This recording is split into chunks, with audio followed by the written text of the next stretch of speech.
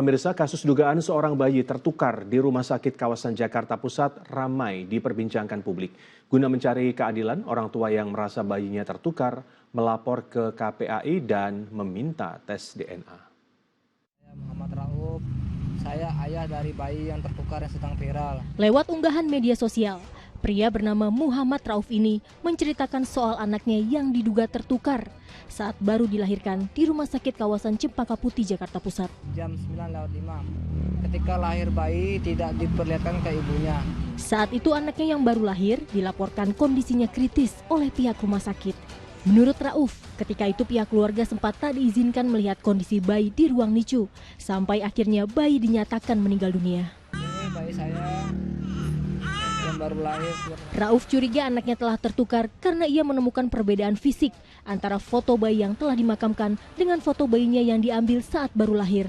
Menurutnya anaknya tidak memiliki tahi lalat di bagian pelipis kiri, sedangkan bayi yang dinyatakan meninggal dunia memiliki tahi lalat di area tersebut. Ia dan istrinya kemudian melaporkan dugaan tertukarnya bayi ke Komisi Perlindungan Anak Indonesia. Tahu tertukarnya tuh karena bayi saya tuh dari awal lahir, ibunya nggak diperlihatkan. Setelah bayi dibawa keluar, saya langsung azanin. Setelah itu anak saya dibawa buru-buru ke ruang NICU.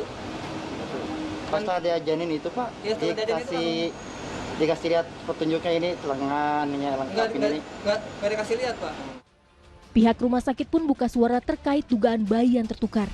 Untuk memastikan identitas dari bayi yang telah wafat tersebut, rumah sakit akan memfasilitasi keinginan Rauf dan istrinya untuk melakukan tes DNA. Telah menyampaikan rasa simpati kami dan menawarkan dukungan agar keluhan yang disampaikan bisa diselesaikan dengan baik. Orang tua bayi juga telah menyampaikan permohonan maaf atas ketidaknyamanan yang ditimbulkan. Kami dan orang tua bayi telah bersepakat untuk melakukan tes DNA atas biaya dari rumah sakit. Pihak rumah sakit mengajak masyarakat untuk bersabar serta menghindari polemik hingga hasil tes DNA keluar. Don Vito Samarta melaporkan dari Jakarta.